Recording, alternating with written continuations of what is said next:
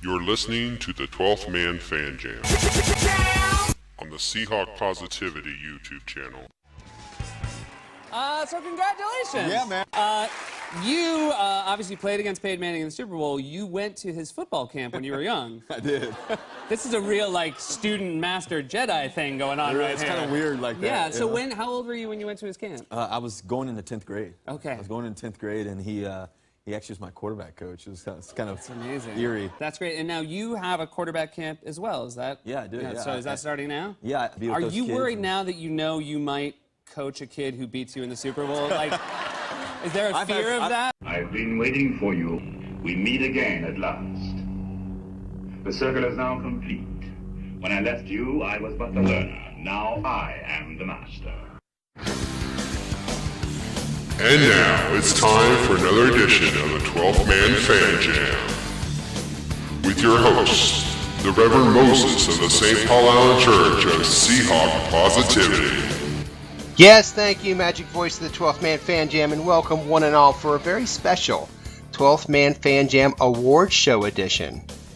I am your host for this program, the self-appointed Reverend Moses of the St. Paul Island Church of Seahawk Positivity, and thank you so very much for making us part of your Seahawks off-season fix as we give out regular season awards to a team that was far from regular this season, your Super Bowl champion, Seattle Seahawks. So sit back, grab a desired beverage or sin of your choice, and remember, the off-season doesn't seem so bad when you can rewatch the Super Bowl over and over and over and over and over.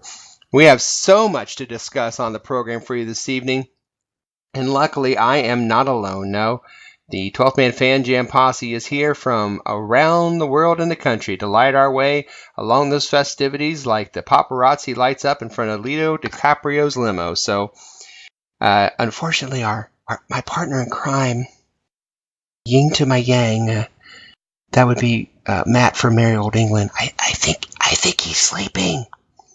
So we're not going to wake up Matt, but I do have two other members of the posse here, and we're just going to talk normally when they talk. We also have our News Hawk.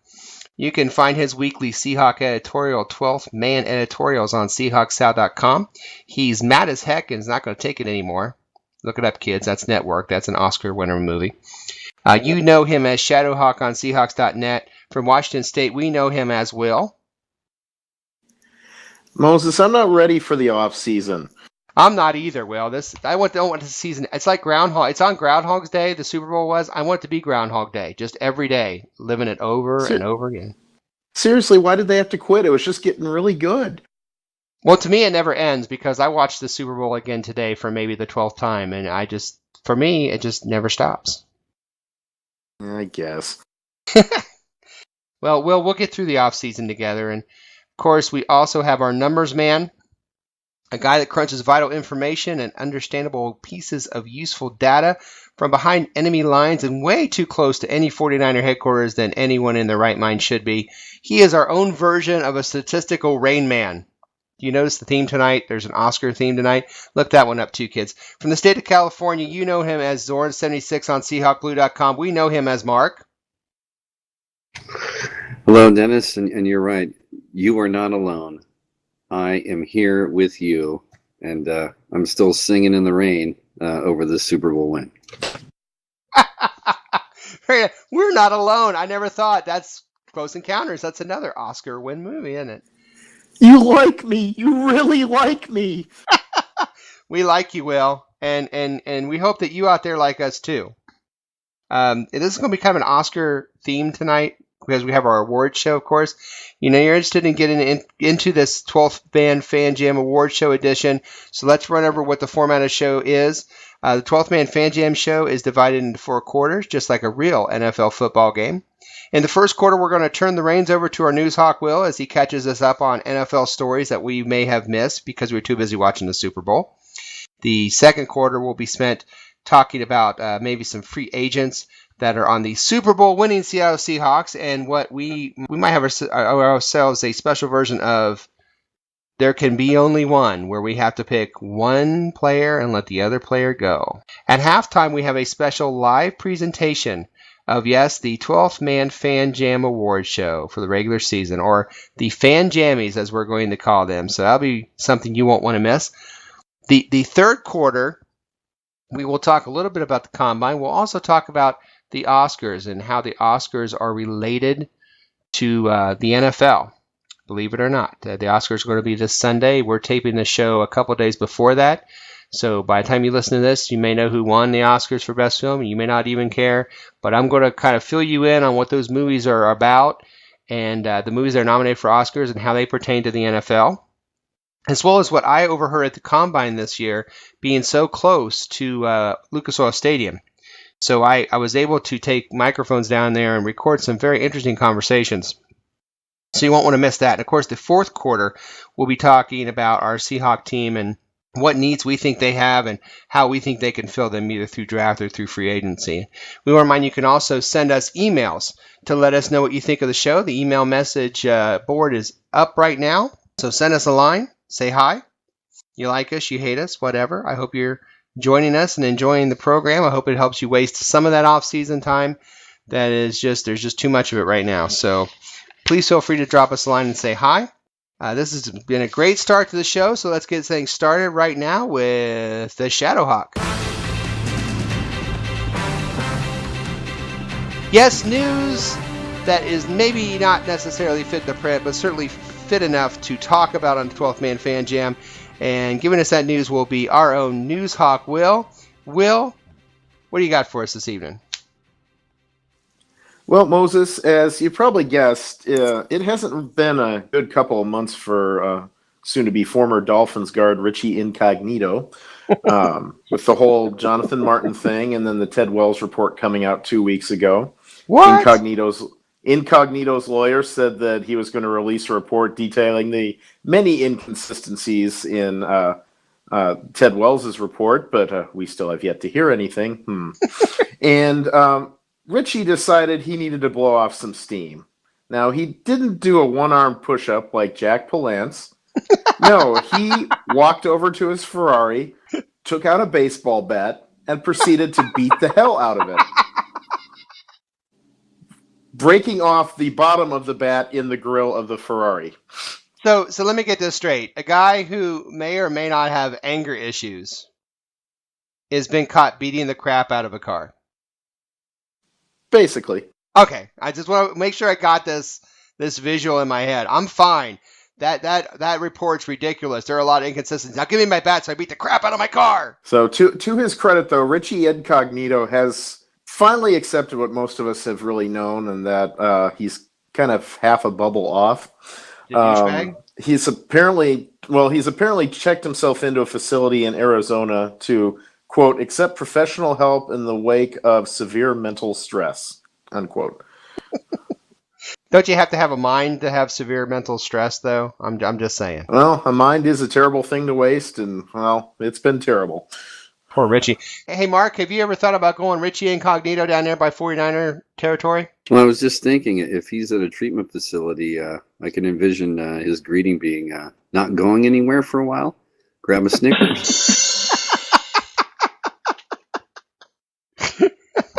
Nice. That was beautiful. He should be on that commercial. People say, you look like Richie Incognito. That's what, knock it off. Stop hitting your car. You're acting like Richie Incognito. Here, have a Snickers. Oh, that's better. Now I'll just insult people on text instead. Oh, poor Richie. Hey, works for me.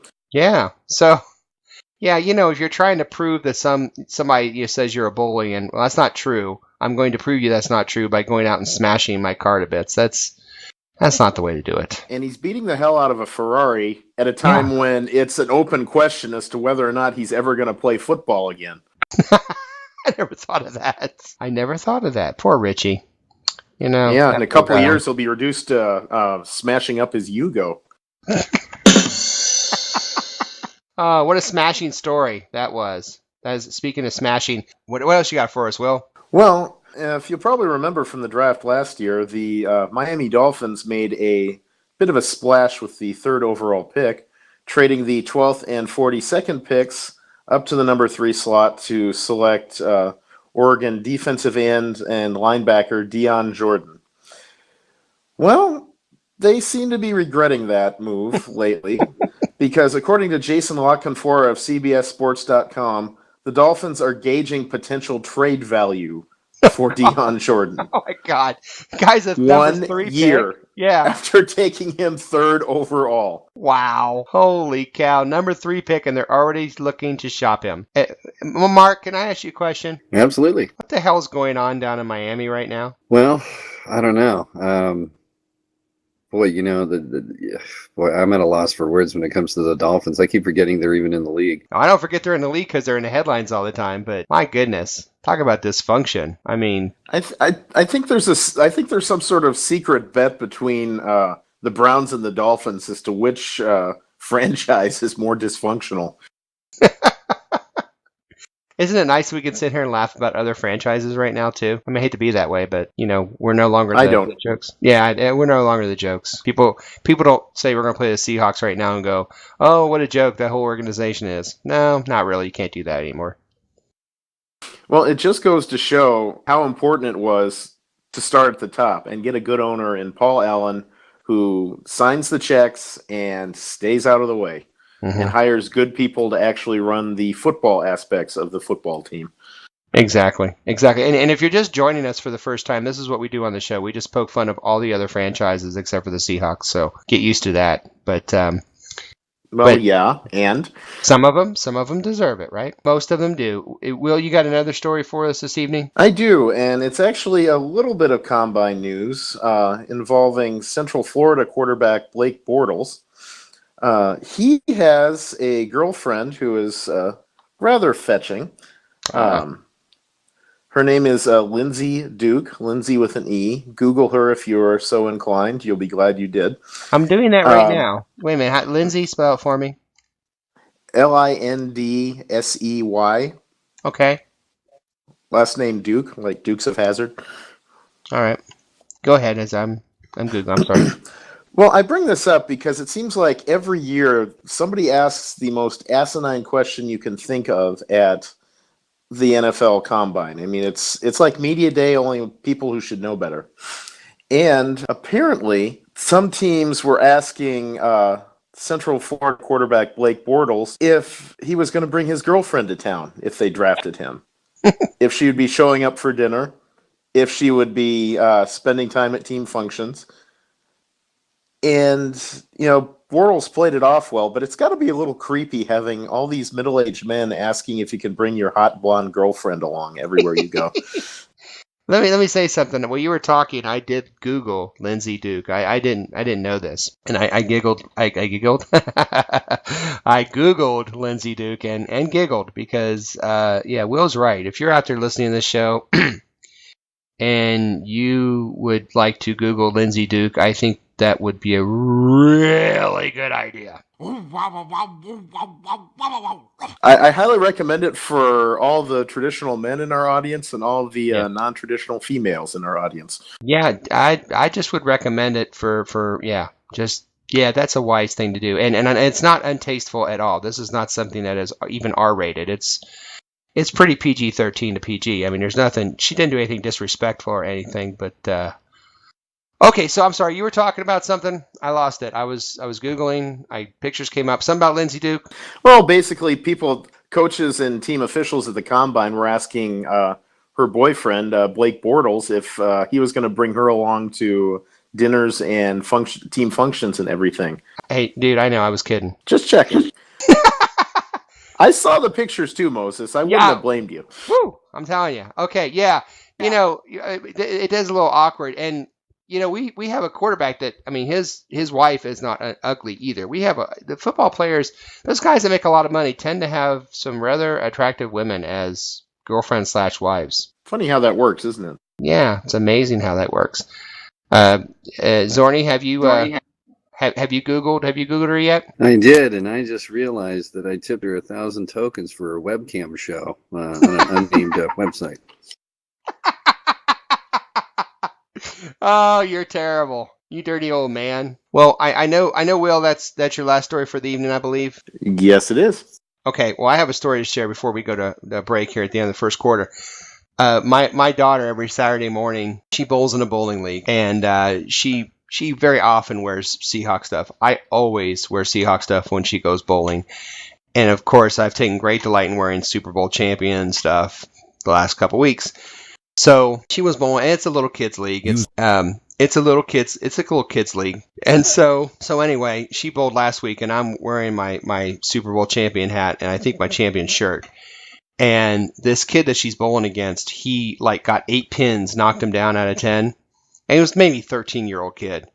And the little son of a bitch Kaepernick, right there. Oh, you're kidding. I'm not kidding. The little bastard Kaepernick. And my daughter turned to me and said, "Did you see that?" And I'm like, yeah, I saw that. I said, "Here." And I gave her my hat with Super Bowl champion hat. And but here's the punchline. After he knocked 8 down the first time, he went the second time after he Kaepernicked. And I'm not making this up. He got a gutter ball.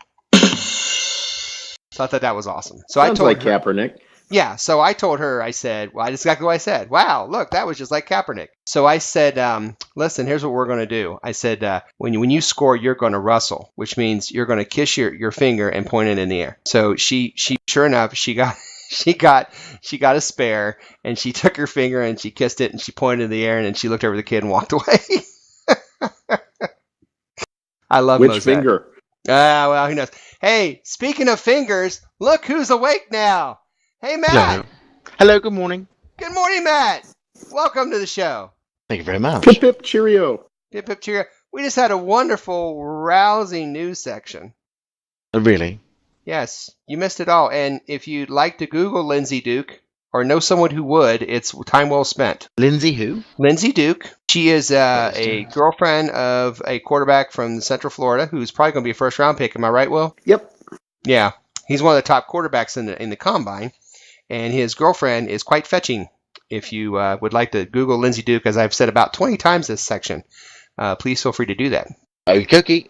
Yeah. I think we're now her unofficial publicist after this segment. I think we are. And, I'm going to keep mentioning Googling Lindsey Duke through the whole show.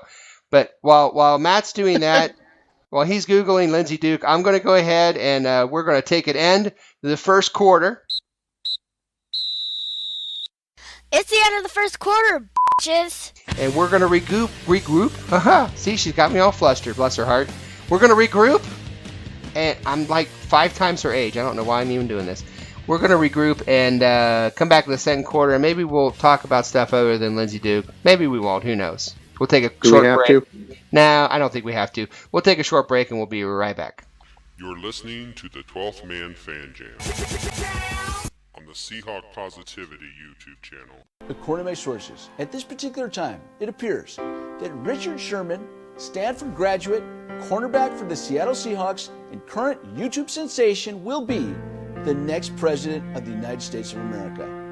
This morning I spent at least 152 hours watching campaign footage, and that's why I now truly believe Richard Sherman could be one of the best presidents ever. And now it's time for the second quarter of the 12th Man Fan Jam. Here to take you through the second quarter is once again our host, the self-appointed Reverend Moses of the St. Paul Allen Church of Seahawk Positivity. Yes, thank you, magic voice of the 12th Man Fan Jam. Welcome back to the second quarter of the 12th Man Fan Jam, where we usually review games from the past week, but of course in the offseason we don't have that option. So this week on the 12th Man Fan Jam special award show, we are going to do a list of free agents from the Seahawks. And as you know, every team has free agents. And at the end of the Super Bowl, while they were all celebrating, having a good time and getting their pictures taken, and that's all wonderful, we also have free agents to deal with. So I'm going to go through the list right now of free agents from the Seahawks. And this is just write down a list that I found. Tavares Jackson, quarterback. Michael Robinson, fullback.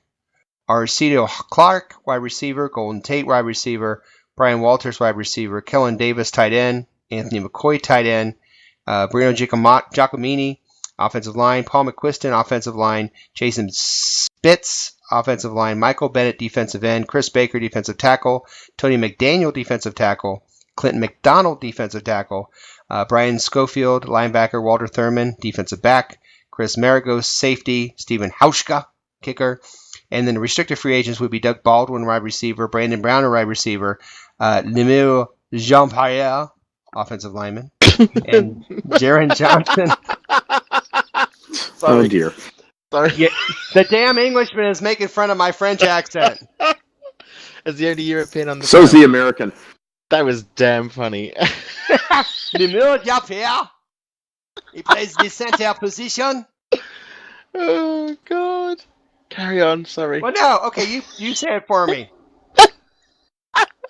What you got? What you got, Limey? What you got? Sorry. Oh, hold on. What's his name? Oh. Lemire Jean-Pierre. Lemire Jean-Pierre. Lemire Jean-Pierre. So, yeah, that's how you would say it. Well, I don't know, whatever Dennis didn't say, that's how you would say it. Kind of the exact opposite, basically. Exactly opposite, absolutely. I mean, I'm quite happy to insult the French all day long, but damn, man, that was Who isn't? that was harsh. Sorry, carry on. See what I put up with people. You think after taking a nap he would not be cranky, but there you go. Ooh. Oh! Me? How dare you? I went there. Well, after the last chance, I tell you. I went there. All right. Yeah, Brett, tell me this. Yes. Who on that list is the biggest need, and who on there is one that we can, we don't have need back? Well, it could be a bit controversial, I suppose, because I could turn around and say, I suppose, what would be the obvious answer, which would be, Golden Jean-Pierre. And well, no.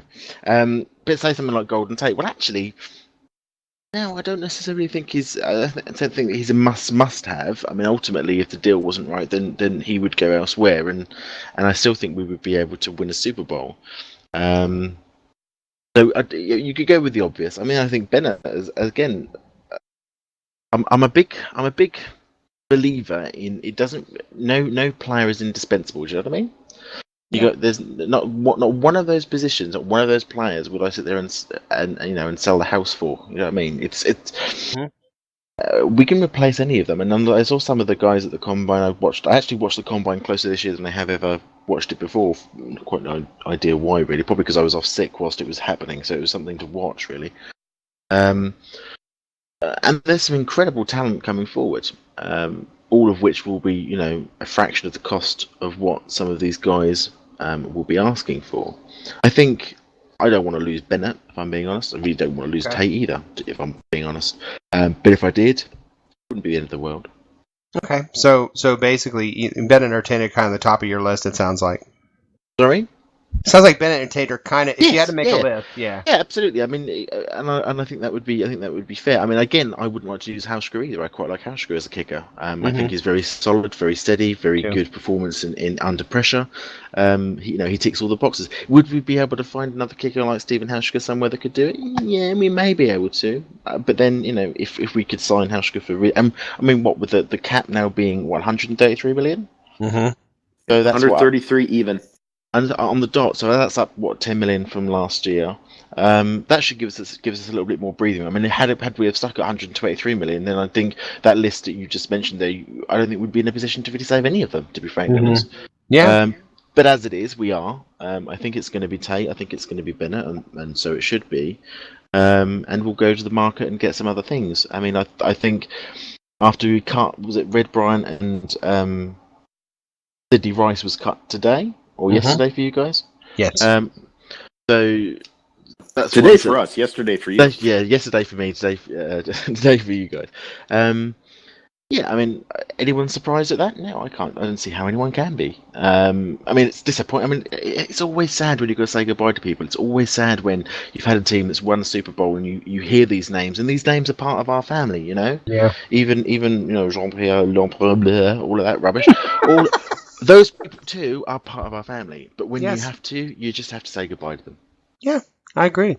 Hey, Mark, who is on your on that list as far as we gotta pull out stops to keep them? And is there anybody that you're like, we really don't need this guy? Well, the main one for me would be, I guess, just like Matt talked about, would be Tate. Again, he's a great player. We could survive if he were to go, but his punt return abilities are kind of the X factor for him, make him more valuable. In terms of a guy that I could see letting go would be Brino. I really anticipate us doing some offensive line work. I'd like to see Carpenter and Brino replaced, going into 2014. Yeah, I agree with that. What about you, Will? What do you see on that list? Well, I think as a guy we really want to keep on the list of free agents, I would say probably Bennett, just because it's gonna cost us money. I think he's going to end up signing here or somewhere else for something like $8 million a year average, which is obviously not going to come cheap. We got some younger guys coming along. I like Jordan Hill. I think we got some young talent coming along. But you look at what Bennett did for this defense. I mean, we've been looking for years to get a consistent interior pass rush threat, and a guy that we can shift out to the outside too if needs be. Yes, and we've got him. So it's the kind of thing where, well, we got some guys coming along good, but we know what this guy can do. So I think unless he gets absolutely ridiculous with his contract demands, with the cap room we just freed up, with the cap going up, I think Bennett is for sure a keeper. As far as guys I wouldn't mind seeing go, Mark mentioned Breno Giacomini. He's one that I think we could upgrade at. I think the no-brainer on the list is why am I blanking? The guy who looks like Sloth from the Goonies played left guard with James Carpenter. McQuiston, yeah. I mean, he's slated to get what over $1 million, and he's a good journeyman backup guard, but that's money we could use, so I think he's going to be gone. And I liked what Michael Bowie did at left guard against the Saints in the playoffs. I think that's some real potential there. I agree too. McQuiston, spends most of his on beauty products, so. I went there. I'm no looker myself, honestly. But you know what? If you're looking for a looker, if you want to Google up Lindsey Duke, you can do that. I'm going to mention that every chance I get tonight. That's our new Michael Silver is Lindsey Duke. Okay. For me, definitely an improvement there. Yeah, no doubt. For me, I'm kind of with you guys. Michael Bennett, his versatility to me is what makes him special, and leading the team in sacks. And his age, they're also so stupidly young. It's ridiculous. And for me, I mean, ones that can go, I'm kind of with you guys. I think we can do better than Giacomini. I think we can do better than McQuiston. So now it's time to roll this over into where we are the judge, jury, and executioner. Yes. On this list of Seahawk potential free agents, I'm going to give you two, and there can be only one.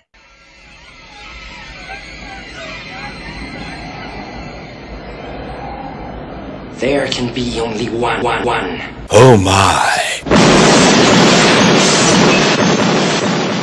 That's right. There can be only one. Here we go. Okay, Matt, are you ready? Yeah, go on. Matt, there can be only one. Golden Tate or Doug Baldwin. Ooh. You bastard. Right. I think I might be controversial, but I'd probably go with Baldwin. He's my third down man. If ever I need to make a third down, I just throw Doug Baldwin. He'll get it. So I'd keep Baldwin, and I would drop Tate. That's an incredibly tough one, Mark. What do you got for that one? Baldwin or Tate? Well, it is really tough. It's weird. In big games, it seems like Baldwin shows up a little bit more. Boy, I don't know what they would be asking. Somehow I think Tate might be asking for more money. You know what? Just mainly because of his punt return abilities, and there's a little bit of that game breaker factor there, I would somewhat reluctantly go with Tate. Will? Well, you look at Tate, and you get a guy who's pretty much in the Wikipedia article for yards after catch. Yeah. I mean, I think didn't he have more broken tackles this year than anybody else in the league? Probably. But I would go with Baldwin. I think he's a more reliable target. Mark kind of touched on it earlier. Baldwin shows up game after game after game. Tate can have a big game and then can disappear a little bit next week. So I honestly, I'd go with Baldwin, and I think he would be the cheaper option. Hopefully we don't have to make that choice. No, but we don't. We'll see. I forced your hands tonight. I hate to pick either one, because if I pick Baldwin, then I'm giving up not only a decent receiver, but a fantastic punt returner. And if I use Tate, then Baldwin's going to use us in his next rant when he scores a touchdown. So I don't want to do that. But I love both these guys, and I certainly hope it doesn't come to this. Please don't let it come to this. But oh man, I think I'd have to go with Tate just because of the punt return factor. If he wasn't returning punts, I'd probably go with Baldwin. But I love what he does on punt returns. I love the fact that we don't have to rely on Harvin to do that, and the kickoffs.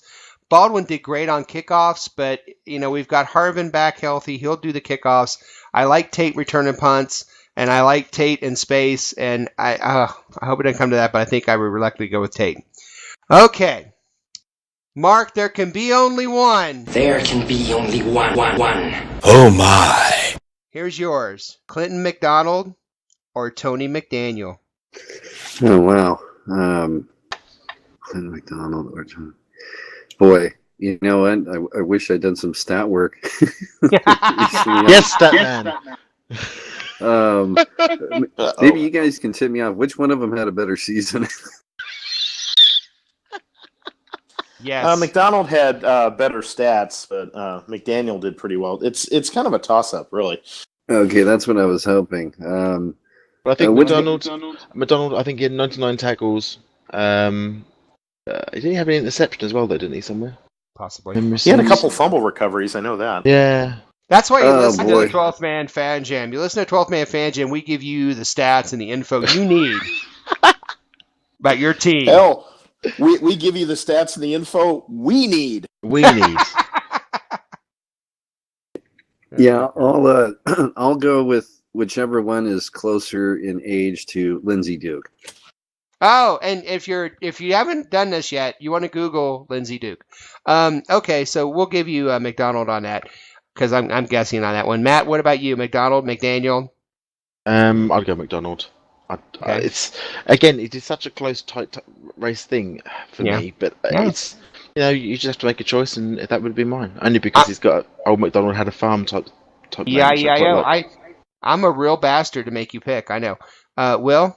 I would have to go with Clinton McDonald just because I look at the two players. I think McDonald is still improving. I think he's improved from year to year since he's been on this team, and I don't think he's ever going to be a real Pro Bowl type player. But I think he can be a very valuable rotational player on the D line. And I like McDaniel, but I don't think he has quite as much upside. I remember last offseason seeing Tony McDaniel, up as a free agent. I thought there's no way in the world we'll get this guy. That's not going to happen. And then when we got him, I almost fell out of my chair, because I think it was after we had gotten all these other guys. And wow. And then we still got the guy that I really liked out of the Miami Dolphins. Unbelievable. So for that reason alone, the fact that I kind of was really excited about him coming back to the team, I'm going to go with McDaniel. But again, I could go either way on that one as well. Okay, Will, there can be only one. There can be only one. Oh my. Hit me. Breno Giacomini or Paul McQuiston?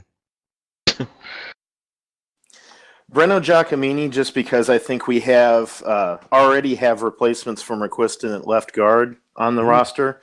At right tackle, it's a little bit iffier. I mean, Bowie did better as the year went on at right tackle, but he did better at left guard. We have Carpenter at left guard. We've got more options for that. So nice. Losing McQuiston is the safer route right now. Good deal. Mark, who you got between Giacomini and McQuiston? Wow. Boy, this isn't exactly a fireworks topic right here, but I guess, you got to keep, between the two, I guess you'd have to keep Breno, and yet it seems like he's likely gone, the way he's contracted, because he's a free agent. So, between the two, I guess Breno is more upside, but I think he's going to be gone anyway. And what about you, Matthew? Well, see, the thing is, you say Giacomini to me, I just think of penalties. That's the first thing that immediately comes to my mind. But then he plays through the whistle. He always said he would do. He plays to the very end and beyond sometimes, especially when it's blocking and stuff. I suppose Giacomini. Yeah. It's much of a muchness to me, but yeah, I'd probably keep. I'd keep old Guacamole. That's so funny how you pronounce his name with that English accent. What, guacamole? That Italian, yeah. Yeah. I mean, you're good with the French, but you suck at the Italian names. Well, you know, they were a non-factor in Europe, really. We don't even know they exist half the time, so. Well, you know, just like the French. I'm going to go with, I think I'm actually going to go with McQuiston. And I know you've all gone with Giacomini. You've had good answers. But, man, the penalty thing drives me crazy with Giacomini. And I like them both, to be honest. I think they're pretty underrated. But I think we can upgrade both of them, too. So I think I'm going to go with Giacomini. All right. I think one thing McQuiston has over Giacomini is his versatility, since he can play multiple positions. Yes, that's very true. Okay, well. Holy shit, it's halftime. Looks like that is the end of the second quarter. We're going to take a quick break, station identification. We're going to come back with a live presentation of the first ever 12th Man Fan Jam Awards for the regular season. So you don't want to miss that for sure. So we'll take a quick break and we'll be right back.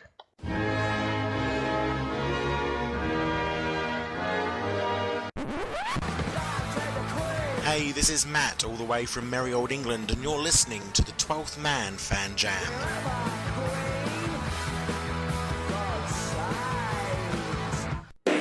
Live, kind of, from the Seahawk Positivity Music Hall and Convention Center here in Pleasantville, USA. It's the first ever 12th Man Fan Jam Award Show. And here's your host, the self-appointed Reverend Moses of the St. Paul Island Church of Seahawk Positivity. Well, thank you very much. It's so great to be here and see everyone all dressed up for our first ever award show. You guys are fantastic. You dressed up wonderfully. Will, that is a wonderful tux you're wearing. I thought the spangles really make the outfit. It does, and Matt, you know, you wore your British flag. I knew you would. It's quite snazzy. Do we have any more wine? That's all I need to know. We'll get some later. And meanwhile, Mark, I know we said you could dress informal, but t-shirt and blue jeans is not going to work tonight. Well, you know, as usual, I'm 3 steps behind everybody else. Well, that's okay. We'll let you catch up. While we're catching up, we'll go ahead and tell you how the voting for these awards that you're about to hear took place. We at Seahawk Positivity Productions took each vote and counted it, kept a running total, and then the winning names were written on a piece of paper. That paper with the winning names was sealed in an empty mayonnaise jar, placed in a lock safe, sealed by a 5x5 concrete slab, and buried in my backyard for 3 days. After that, I dug up the slab, broke it into a jar, unsealed it, placed it into a locked money bag, drove to Seahawks Positivity production offices where, in a dark room with no windows, I placed it on the ground, said 12 Hail Marys, and then left the room in disguise as a large chicken.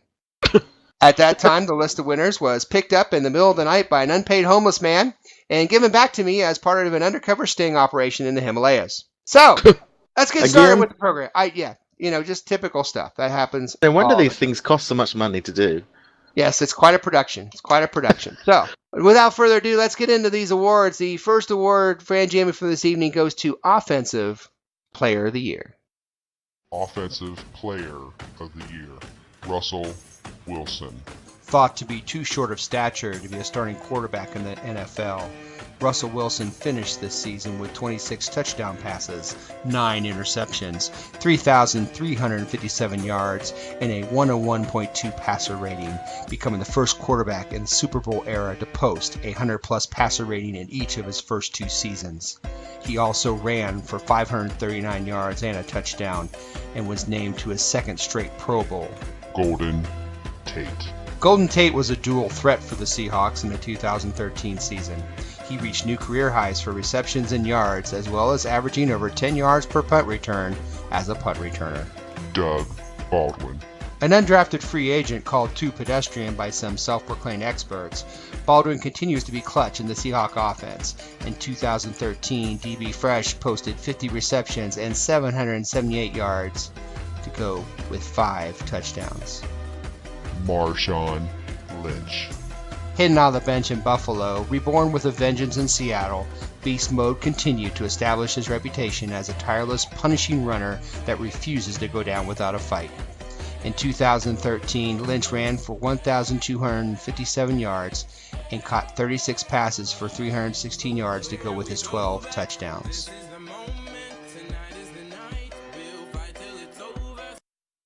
And the Fan Jammy for Offensive Player of the Year goes to Russell Wilson. Yay! Woohoo! Yes, Quite Russell cannot be here this evening because he's too busy dancing with the stars, but here to accept the award for Russell Wilson is our very own Matt. Oh, fantastic. Yes, I'm really sad that Russell can't be here tonight, but, you know, what with playing baseball, Dancing with the Stars, meeting presidents, late shows, all the talk show stuff he does, it's just, well, A, we never invited him, and B, he's just too busy to turn up.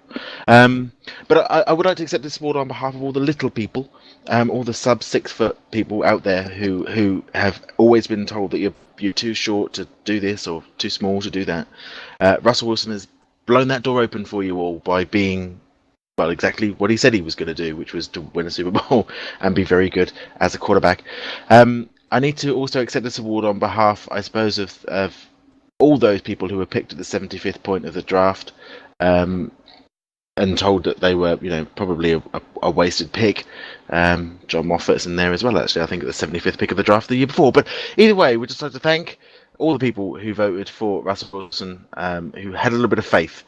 We'd also like to thank very much the Jacksonville Jaguars, who decided to pick a punter at the 70th point rather than Russell Wilson. Thank you for doing that, because by being complete morons, you demonstrated and gave us the opportunity to pick our franchise quarterback. So, yes, I accept the award on behalf of Russell Wilson.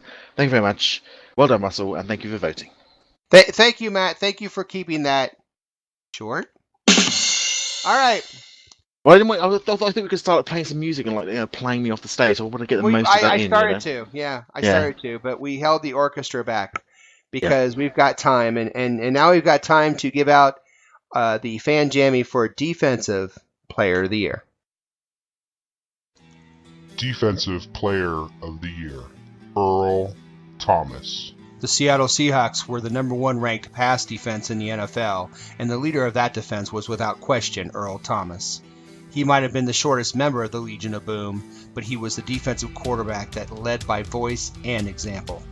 Thomas posted 105 tackles and 5 interceptions from his safety position, as well as forcing 2 fumbles. Richard Sherman. A 5th-round defensive back from Stanford, Richard Sherman has become the definition of an NFL shutdown corner. His 8 interceptions led the NFL and made more game-defining plays at defensive back than any other player in his position in the NFL. Bobby Wagner. Bobby Wagner was always the center of the defense as a middle linebacker. In just his 2nd season, he continued to solidify the linebacking core and racked up 120 tackles, 5 sacks, and 2 interceptions. MICHAEL Bennett. A former Seahawk player returned to Seattle through free agency and instantly paid big dividends. MICHAEL Bennett danced his way into opposing backfields while registering a team-high 8.5 sacks. And the Fan Jammy for Defensive Player of the Year goes to Richard Sherman. Woohoo! Yes, Richard. Richard cannot be here right now because he's too busy beating up mediocre Michael Crabtree. So, here to accept the award on his behalf is our very own Shadowhawk Will. Oh, thank you, Moses. And what else can I say but he's the best corner in the game. When you try him with a sorry receiver like Crabtree, that's the result you're going to get. Don't you ever talk about him. Don't open your mouth about the best. If you do, I'll shut it for you real quick. It won't be. Good night. God bless. Thank you, Will, for that rather vocal acceptance speech. And emotional. And now it's time to give away the Fan Jammy for Assistant Coach of the Year. Assistant Coach of the Year, Dan Quinn. After defensive coordinator Gus Bradley left his staff to become the head coach of the Jacksonville Jaguars, Pete Carroll looked to the college ranks to bring Dan Quinn back to Seattle. In his first year as a defensive coordinator, the Seahawks ranked #1 for the first time in their franchise history on defense. They also led the league in takeaways. KRIS Richard. As a defensive back, KRIS Richard was a valuable member of the Seattle Seahawks. As a coach, he helped lead the Legion of Boom into the best pass defense in the NFL. The Seahawks were the toughest team to throw against in the NFL, as well as posting a league-high interceptions with 28. Ken Norton Jr. Son of a former WBC World Heavyweight Champion, player of a former Super Bowl champion. Nobody has the fire and enthusiasm when it comes to coaching linebackers like Ken Norton Jr. His linebacking core was able to shut down opposing tight ends and make bone-crushing tackles on the best defense in the NFL. Tom Cable. A former head coach cast off from the Oakland Raiders, Tom Cable has established himself as the assistant coach of the Seahawks, but it is his work as an offensive line coach where he made his biggest impact this season. Losing 3 key components during most of the season didn't waver this line, as they allowed the team to have the 4th best running offense in the NFL. And the Fan Jammy for Assistant Coach of the Year goes to Defensive Coordinator Dan Quinn. Dan cannot be here this evening because he's too busy teaching his son how to beat up the neighborhood kids. So here to accept the award will be Shadowhawk Will. He's the best assistant coach. Oh, sorry. I knew he was going to do that. Beautiful. That's brilliant. Seriously, though, I'd just like to accept this award on behalf of Dan Quinn, who's too busy kneeling in a church, thanking God that he did not take the head coaching job at Cleveland. But Dan wanted to thank you all for your support and hopes to be in Seattle for a very long, long time. As we do as well. Very good. The next award for the evening is the Fan Jammy for Touchdown. Touchdown of the year.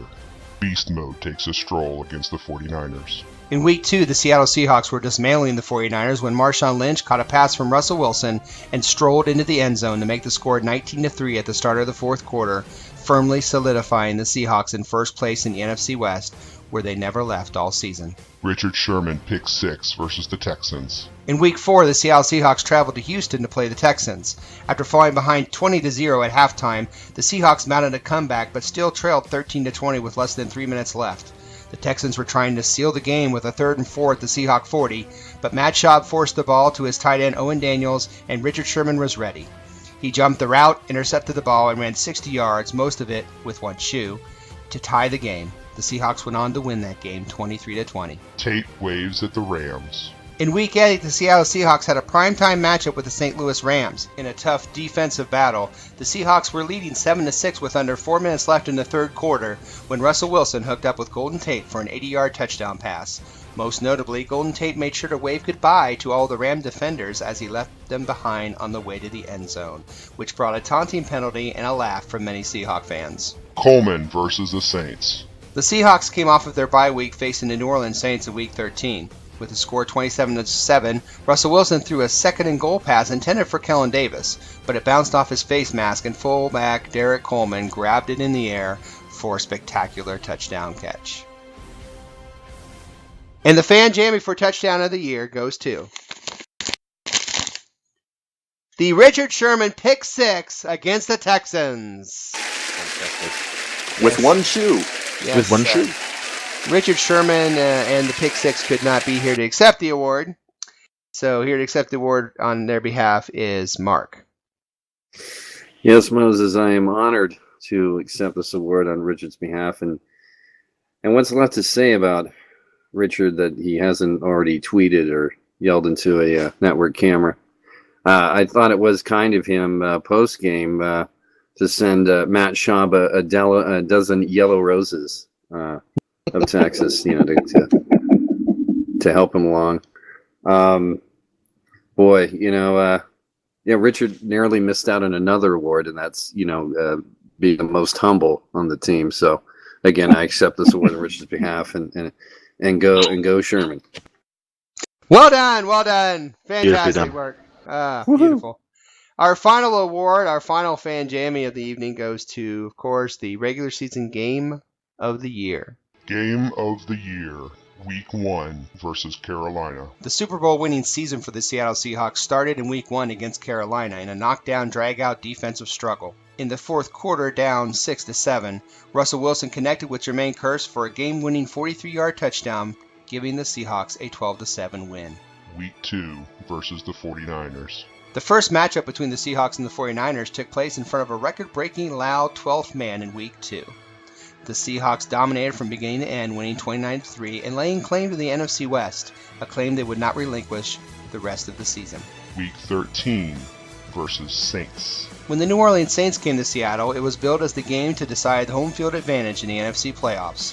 The Seahawks not only established home field advantage by winning 34-7, but the 12th man once again laid claim to the world's loudest crowd title. Week 17 versus the Rams. With home field within their grasp, the Seahawks would not be denied in the final regular season game, crushing the Rams 27-9 and erasing any doubt that this was not only the NFC Western Division champions, but the year of the Seattle Seahawks.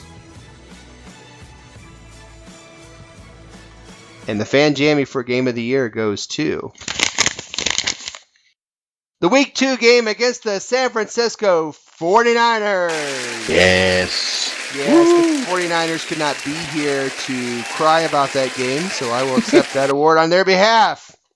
And I'd like to start off by thanking the San Francisco 49ers for making this possible, that we could have the best game of the year against you. We'd like to thank Colin Kaepernick for once again saying that the crowd doesn't mean anything and that it was just their execution, because I think their execution when they play us is a pretty darn good idea. I'd like to thank Jim Harbaugh for crying all of the time and just quitting on his team when they fall behind. Way to be a leader. I'd like to thank the 49er Nation for continuing to think that you actually had a chance this year to get to the Super Bowl or win the division or even do anything other than just be a lousy 5 seed. I'd like to thank Michael Crabtree for forever being mediocre in front of Richard Sherman and hope that that continues as long as possible. And finally, I'd like to thank Vernon Davis for being Cam Chancellor's bitch. Yes, thank you so much for that. And that concludes our award show. We want to thank everybody. Just a hair under 4 hours tonight. It's a new record. We got all the awards out in time. And it's been fantastic program tonight. Thank you all so much. And no dance numbers. No dance numbers and no long acceptance speeches. We got everything done in a record time. So we're going to take a quick break here and come back with the start of the third quarter after this. You're listening to the 12th Man Fan Jam on the Seahawk Positivity YouTube channel. You're the first defensive player in, 11 years to win MVP of the game. You had a fumble recovery, and you intercepted a pass and ran it back for a touchdown. A failed dunk attempt at the end of it. Was that something There's a long explanation of that. A couple weeks before, I tried to do the same thing. Kind of a similar result happened. So the coach was like, next time you gotta flush it. You gotta flush it. So I get there and I'm like, I gotta flush it. I gotta flush it. Long drive, didn't have an opportunity to get the juice back. I think the Super Bowl goal post was a little bit higher. You think so? Yeah. Is that right? It's a little bit higher for the Super Bowl. I had no idea they changed it. It's the third quarter, bitches. Yes, thank you again, Magic Voice of the 12th Man Fan Jam. Welcome to the third quarter of a very special award show, 12th Man Fan Jam. I hope you enjoyed those awards at halftime. That was a lot of fun. We enjoyed doing that, and we're going to kind of do that kind of stuff in the off season. We're kind of bounce around, have a little fun. We're going to try to do a show every once in a while, and just kind of check the Seahawk Positivity YouTube channel when you can, and we'll put it out there on the various sites that we put it out when we can as well. We're also looking to some other venues, so we have some exciting news maybe in a couple months or two. Shows coming up. We're not real sure. Every couple weeks we're going to try to do a show and just kind of keep it fresh and fun like that. So thanks for listening to that. I hope you enjoyed that half as much as we did, because we had a ball doing that. The Combine was this past weekend here in Indianapolis, I say, because as I live right down the street from Lucas Oil Stadium. The Combine was held here, and I did not go up to the Combine because I've gone a couple times, and they're really busy. They're in and out. They go right to the stadium. They go right back to their hotel. And I say that, and before we start our Combine conversation, I do have a brush with greatness to share with you. My teaching assistant is going to work evenings at the Marriott up there in Indianapolis. And so Friday of the Combine, he went up for his orientation, and we got a little time off. And I always say, I'm never going up because it's a waste of time. Of course, when I say that, he starts texting me all these wonderful things of people he's meeting.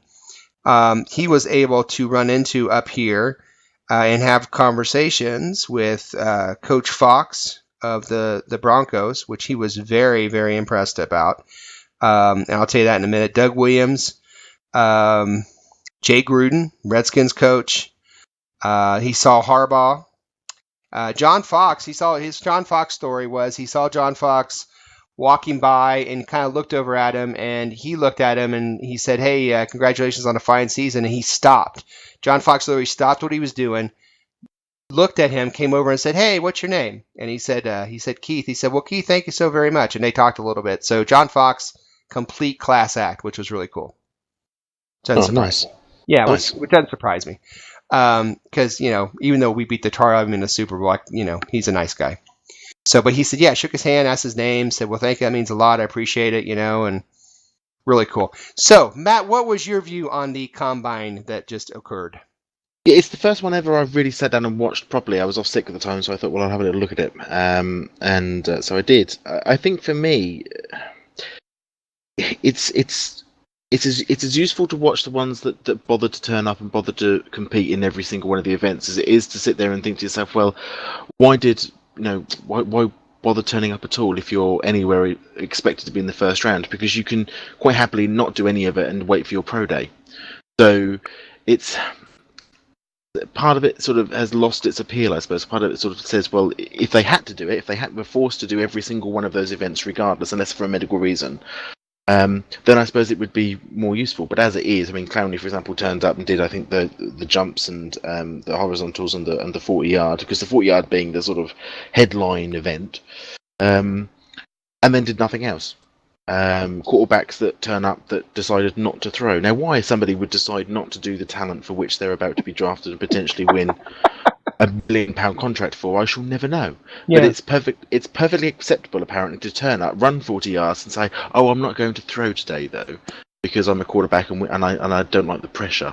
I think that's a really good message to send to all of the coaches around the league. So that to me made a bit of a mockery, really, of the whole process. Yeah. However, I was underwhelmed by the quarterbacks. I know everyone was raging about the quarterbacks. I was underwhelmed by those. I was completely overawed by the speed of the wide receivers from this group this year. It was just phenomenal. That they're tall, they're lanky, and they're fast. All of those sorts of things make me think that the wide receiver pool, it's the right year to need a receiver. Do you know what I mean? Yeah. Tight ends were enormous. I mean, they were just huge lumps of flesh that moved very quickly. Again, I know that some of the scouts said that they were a bit underwhelming by the end of that combine, but I mean, from an untrained point of view, I thought they looked like some particularly good specimens for tight end there, which gives me sort of better hope if we do decide to get rid of Miller. I say Miller, that sounds really awful. If we do decide to let him go, then I think we have a good chance of drafting something pretty good from the season. But yeah, I just find it strange that as I say, you can turn up and be a number one pick and turn up, do a 40-yard dash, a little bit of a media interview, and then say, "Oh no, I couldn't possibly throw that ball," or no, I couldn't possibly do that that exercise. What did Clowney say? "I've got tight hips" or something, having just run a 40-yard jump and jumped 40 foot in the air. But I've got tight hips, so I can't do that exercise. I am so incredibly proud of this group because Matt basically said tight ends were enormous and nobody said a word. I'm so proud of you guys. Now in Britain, see, this is the best bit. I don't know if you saw my Facebook status, but I actually put it on my Facebook. This is the only opportunity I ever get to say that I'm sitting here watching tight ends get a workout, and all of my non-football friends start sniggering, and everyone else is like, yeah, he's watching combine. Yeah, it's totally sensible. It's like totally serious. But all my non-football friends are like, "Oh my god, he said tight ends." And then somebody said, "Yeah, was it you, Dennis, that said that one of them might be able to become a wide receiver?" Yes, that was me. That was me. And I said it for the reason that you got. Yeah, and Clowney having what'd you say? Tight hips? Yeah, well, he had tight hips. Yeah, okay. I love that he had, too. Hip extensions. He couldn't. He's got tight hips and couldn't do the hip extensions, but he could run 40 yards in about 10 milliseconds and jump 65 foot in the air. All of these things he can do with tight hips. Speaking of tight hips, if you want to Google Lindsey Duke, I thought you might. You might want to. I'm sort of immune. I'm sort of immune to the effects of fake boobs, tan, and bikinis, though. To be fair, unless it's John Moffat. I understand. Hey, Mark, did you watch any of the combine? Yeah, I caught some of it. my initial impressions were I was very impressed on how Mike Mayock had improved his lisp condition, and I saw that Rich Eisen broke the 6-second mark in the 40-yard dash. Oh, that was fabulous! Did you watch that? That was amazing. That did make me laugh because he's so serious about it. I loved it. He lost his handkerchief though at about the 20-yard line. Well done, Rich. That was really good. I shouldn't say anything because you timed me with a calendar. So yeah, exactly. Mine's 6 months, 4 days. Yeah, I'm still going. Very good. Will, what about you, man? Well, I just think it's always you always have to be careful because there's always somebody who comes out of nowhere at the combine, does great, and shoots up draft boards, and you forget that he really wasn't all that good in college. I think game tape matters more than combines, but combine stats. But I think combines do matter for some people, and one guy I think everybody had their eye on who really didn't do anything to help himself was MICHAEL Sam.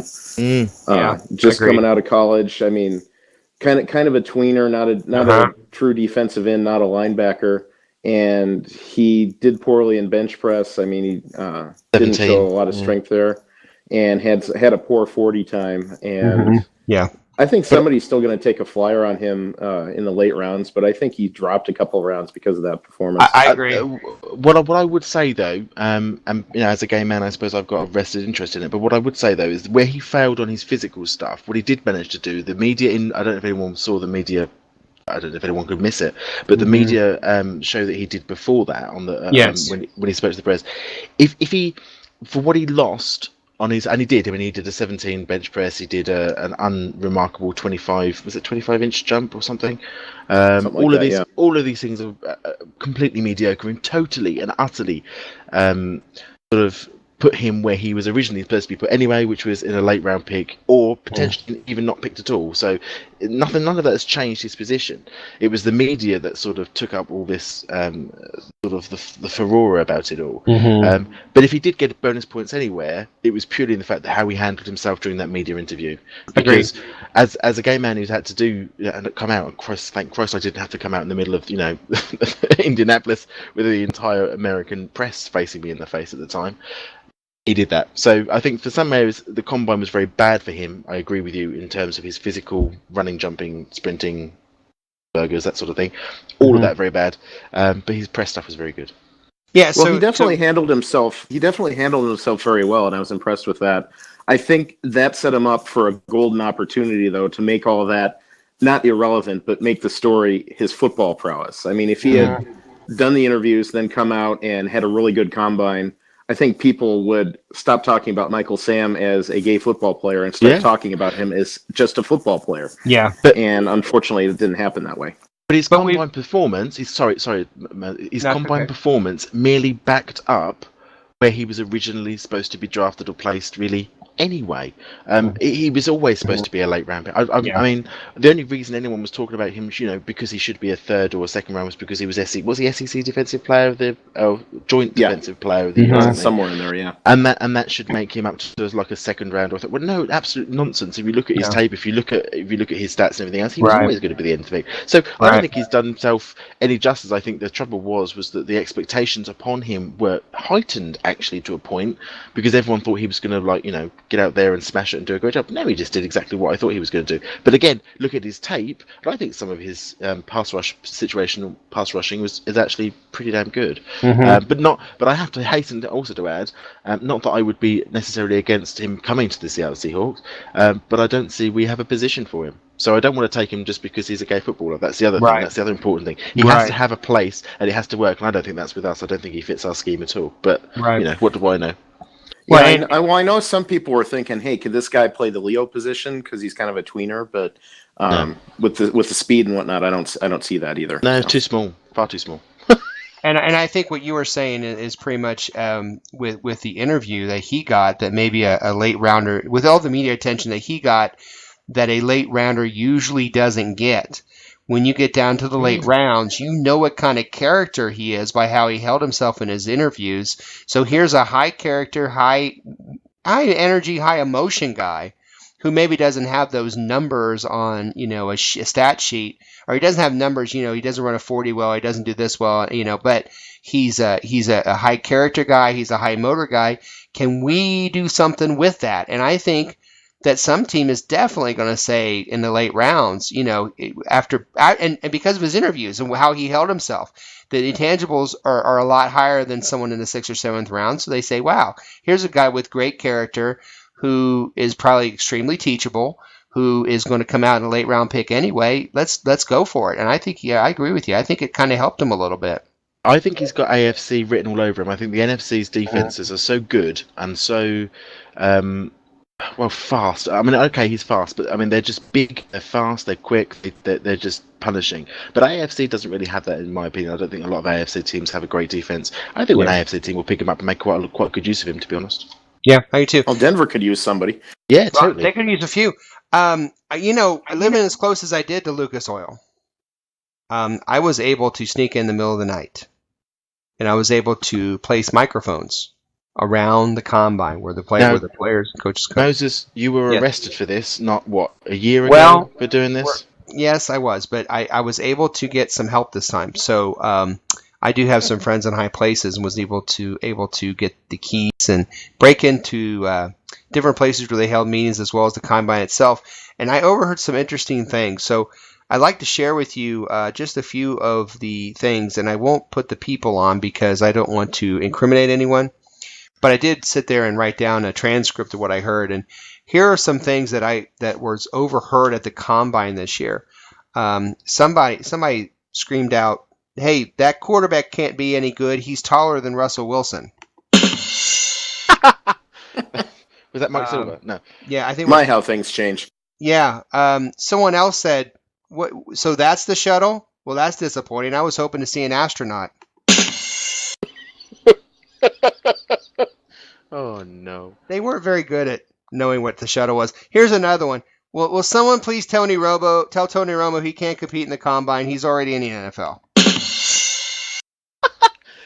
He's trying to get out. Oh dear. Now, there was an appearance and someone said, "Hey, is that Andrew Luck or is that a cave painting?"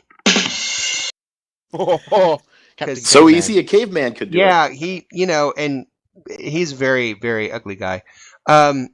And someone said, "Hey, did you notice that John Fox keeps dropping his clipboard whenever he's around Pete Carroll?" That was a shame. Oh dear. And then somebody said, "Hey, it wasn't a good idea to put Richie Incognito in charge of the player sensitivity seminar." What a sad story that is. That is. Or valet parking. We talked about that. Yeah. Well, you were sleeping. We talked about that. Hey, Google Lindsey Duke. Okay, and then the final one, and then we'll close with this. The final thing I overheard at the combine. Hey, the Malcolm Smith dunk contest was very disappointing. Oh, dear. He should never have pulled up in the end zone. Thank you. He stopped and then tried to dunk it. Well, he ran 60 yards. That's what he said. I ran 60 yards, and he just couldn't get it. Man's a pro athlete. He did it twice. He tried the other time, and he still okay. If you listen, I love Malcolm Smith, but if dude's going to miss 2 dunks after touchdowns, then stop dunking the ball over the goalpost and try something else. A good old-fashioned spike. I don't know. Do a dance. That would be a great combine exercise. It would be a great exercise. That'd be a great combine exercise, is to see who can dunk the ball over the uprights. Yeah, that would be good. Sure, they'll put them in full uniform. Got to be more use than some of the ones I've seen. One of them where they were laying on the floor for about 4 seconds of it. I'm thinking, how many players do you want to see laying on the floor? That's wrong. Unless of course you're Aaron Rodgers and you're going to get sacked by us 8 times, or. Oh, very true. Very true. It's the end of the third quarter, bitches. Speaking of laying on the floor, we're going to put this baby to bed here very soon because it is the end of the third quarter. And we'll be back with the final quarter of this very special award show, the 12th Man Fan Jam, after this. You're listening to the 12th Man Fan Jam on the Seahawk Positivity YouTube channel. Well, I hear all that. What is an internet? What you just said is one of the most insanely idiotic things I have ever heard. Everyone in this room is now dumber for having listened to it. And now it's time for the fourth quarter of the 12th Man Fan Jam. Here to lead us through the final quarter is once again our host, the self-appointed Reverend Moses of the St. Paul Allen Church of Seahawk Positivity. Once again, magic voice of the 12th Man Fan Jam. This is your self-appointed Reverend Moses of the St. Paul Allen Church of Seahawk Positivity, taking you into the fourth quarter, where we are very quickly going to talk about what we think our team needs for the Seattle Seahawks as we head into the rest of the offseason. And we'll start with our stats man, Mark. Mark, what do you think are some of the needs the Seahawks have? You know, it's really, for me, it's the same one going through the season. And for us to, one way or another, be able to replace Brino Giacomini and Carpenter for starters. I also think we need to really start thinking about depth for Russell Okung because he's injured so much. After offensive line, maybe another, I think another pass rushing defensive end, somebody who has like double-digit capability. And beyond there, I guess it's depth. Maybe another burner at wide receiver, so more speed to complement Harvin. All right, man. Thanks a lot. Will, what are your needs for this team? I would also go start with right tackle. I think that that would be good if somebody drops to us in the first round. I think that'd be a no-brainer. There are so many. It's such a deep class for wide receivers this year. I really see us picking one up. Maybe not in the first round, but definitely in second round, possibly third if we can trade and get a third-round pick. I think another place to look at is cornerback, just for depth purposes. I mean, we've got Brandon Browner's not coming back; he's still suspended right now. Walter Thurman may be gone. I don't know if they're going to want to take a chance on him given his suspension history and injury history. So if there's somebody available, I don't think it's a really pressing need, but that might not be a bad idea. Also with Thorold Simon still injured, not knowing what we have in him yet. Very cool. Matthew, what do you got? I agree very much with Mark. Actually, I think offensive line, sort of where I want to start. I want to build. I want to see. Whilst I quite enjoy watching Russell Wilson have to scramble out of the pocket and run around a lot, it would be quite nice to build a proper offensive line that can hold a pocket long enough for him to start developing as a proper pocket passer as well. So I'd quite like to start to see that. That continuation, that building there. Broken Okun, I think he needs to be fixed. It would be quite nice. I'd also like I'd also like a tight end. And I do. I've said it before. I think I don't particularly. I think Wilson's done an okay job. I think he had some strange drops. Miller is just too slow for me. That's my problem. I want to see a faster. I want to see faster tight ends that can really get some yards after catches. So I want to improve that position as well. So tight ends might also be an area that I'd look at, especially with the class of this year, because I think it's quite good. So you want a faster tight end? I absolutely want a faster, tighter end. Yeah. Okay. Speaking of Lindsey Duke. Yes, if you haven't Googled Lindsey Duke, please do yourself a favor and do that. And if Lindsey listens to this, you're a very Please beautiful don't young get lady. a restraining order. You're a very beautiful young lady, and we're very impressed with you. You're a very beautiful young lady. I'm sure you're a nice lady. We haven't said anything derogatory about her tonight. We've been very flattering. So hopefully that lawsuit won't come into pass. Okay. Well, I agree with all you on that. And before we close the show this evening, I'd like to point out that in a couple of days from when we tape this show, the Oscars will be given out to the best movies of the year. And I happen to have that list here, all 9 movies. And I thought, I don't think, Will, do you know a lot about these 9 movies that are up for Oscar Sunday? I can't say that I do, Moses. I'm sorry. Well, don't worry, Will, because I am here to help. And as a public service to you and our fans and our friends who listen to this show, I have been able to come up with a little synopsis, a little summary of each of the pictures nominated for Best Picture in this year's Oscar ceremony Sunday night. So we start with a movie called American Hustle. Now, American Hustle is a fictional period crime drama piece about a reckless FBI agent who recruits a con man into his scheme to ensnare corrupt politicians. Kind of like when the Rams hired defensive coordinator Greg Williams after Bountygate is kind of what that is, it sounds like. So if you're looking for something that relates to the NFL there, that would be American Hustle. And then there's Captain Phillips. Captain Phillips is a courageous story, a true story of Richard Phillips, a cargo ship captain who surrenders himself to Somali pirates so that his crew would be freed. Just like Larry Fitzgerald did in Arizona last year. Just kind of hung on so that everyone else could be free. That's very big of him. And, of course, there's another movie called The Dallas Buyers Club. That's just, let's face it, The Dallas Buyers Club. That's Jerry Jones. I mean, that's a Jerry Jones story. I mean, you can't change that one. There's a movie called Gravity that's nominated. Gravity is two people on a spacewalk. Debris hits the area where they're working, and soon they find themselves detached from their ship and stranded in space while they're figuring out what steps they can take to save themselves while everything around them falls apart. It's kind of like watching a franchise blow up in your face and trying to save it, like Adrian Peterson and Jared Allen in Minnesota. I think is kind of a similar thing there. There's the movie Her, which is about a lonely writer who falls in love with his computer's highly advanced operating system. Falling in love with something that isn't real, only generated in your mind. So to me, Her sounds exactly like the 49er fans' Super Bowl hopes this season. Ouch. Yes, there's a movie called Nebraska starring Bruce Dern as a tempestuous Montana father who's convinced he's won $1 million magazine sweepstakes, and Will Forte as the son who begrudgingly agrees to drive him to Nebraska to claim his winnings. An old man running after a non-existent goal. Is this like Tom Coughlin coaching the Giants? Possibly. Oh, brother. Philomena. Philomena is about an elderly Irish woman who as a teenager gave birth while she was working at a convent. The Catholic Church had the child sent away and adopted, and now decades later she's introduced to Martin, who agrees to help her look for her son. It's a couple trying to rebuild trust over time, just like Roger Goodell and the Players Union. Yeah. 12 Don't years hold your breath for that one. No, 12 Years a Slave is the story of being a slave for 12 years, which I think is perfect, known as the Oakland Raiders fan story. And finally, 12 years and counting.